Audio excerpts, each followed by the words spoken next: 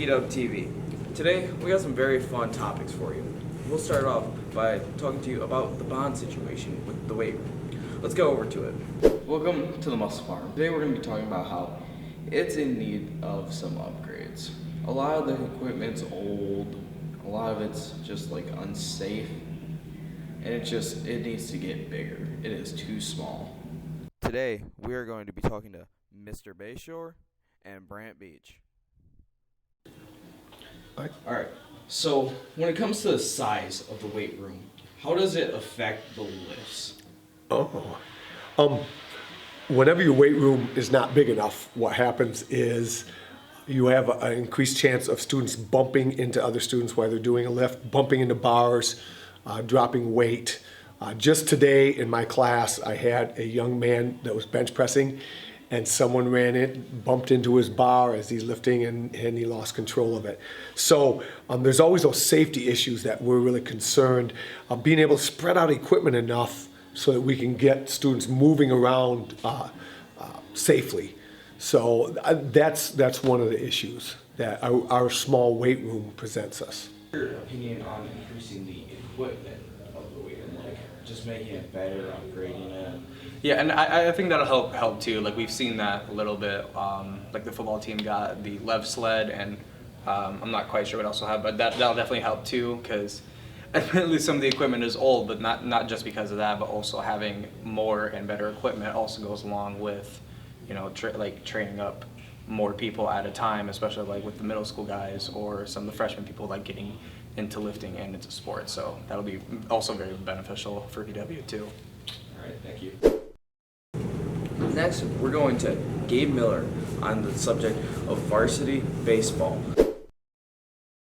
Spring is coming, and with spring comes baseball season. Guam Westphalia is coming off a devastating semifinals loss last year and is looking for vengeance. Obviously, it's tough losing the state semifinal game by 1 run with runners on second and third with 2 outs, but you just gotta keep working. It shows you don't matter what everybody's saying in the preseason. If you just put your mind to it, you can really do anything.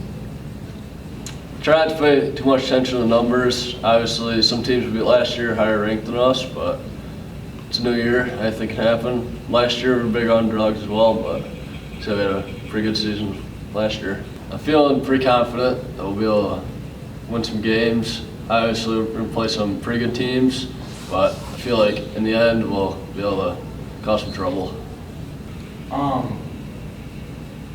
Will having a young team affect your guys' performance or anything? I don't think it will. We got a pretty good team, and a lot of us were on varsity last year as well, sophomores, so we all got pretty good experience. I think we're ready to roll this season. This season, obviously, trying to win a state championship, but also just trying to really come together as a team, as like one group, as a family. Our coach always tells us to be special, really just build a bond with teammates. The Pirates have high hopes for this spring and are looking to accomplish some big things. On to you, Tyson. Thank you, Gabe. Good luck with the rest of your season. Finally, we're going to Landon Thalen on his subject, Tesla and their Cybertruck. It's an interesting topic. Let's see what he has to say.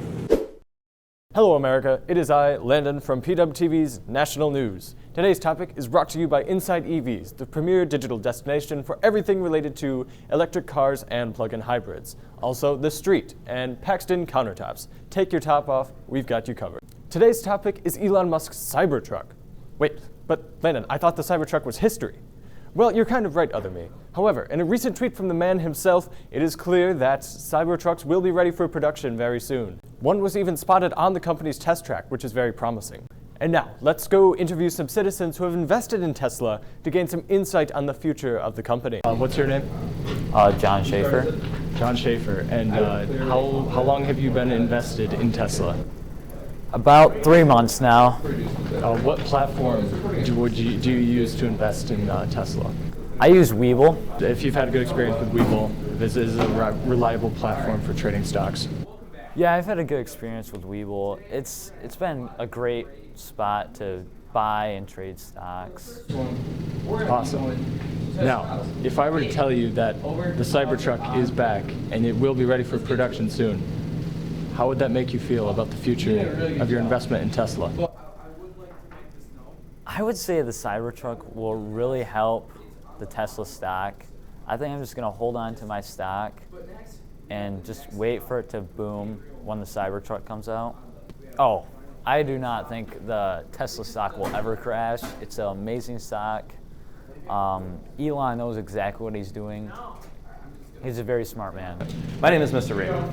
Mr. Raymond, now, how long have you been invested in Tesla? About a year and a half, I think, but also in ETFs as well. Interesting. I think the Tesla truck's going to be amazing. I think people are going to love it. I know a lot of people think, it's not really a farmer's truck or construction person, but most people that drive pickups aren't even farmers or people in construction. They just like the status, they like the ride, they like the power. So I think a lot of people are actually going to use it. Yes, yes. Well, Mr. Raymond, thank you for helping the American people. A lot of you are probably wondering, what the heck is a Cybertruck?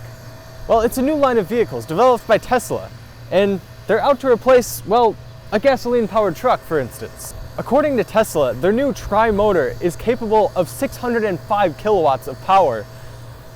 That's equivalent to 805 horsepower in a truck like this.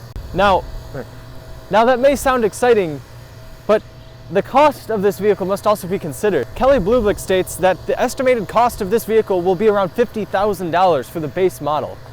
And that could range anywhere up to $70,000 if one were to opt for the 3-motor version.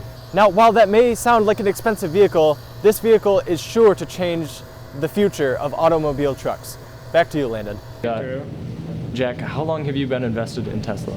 I've been investing in Tesla for about 17 years. 17 years. Wow, that's a long time.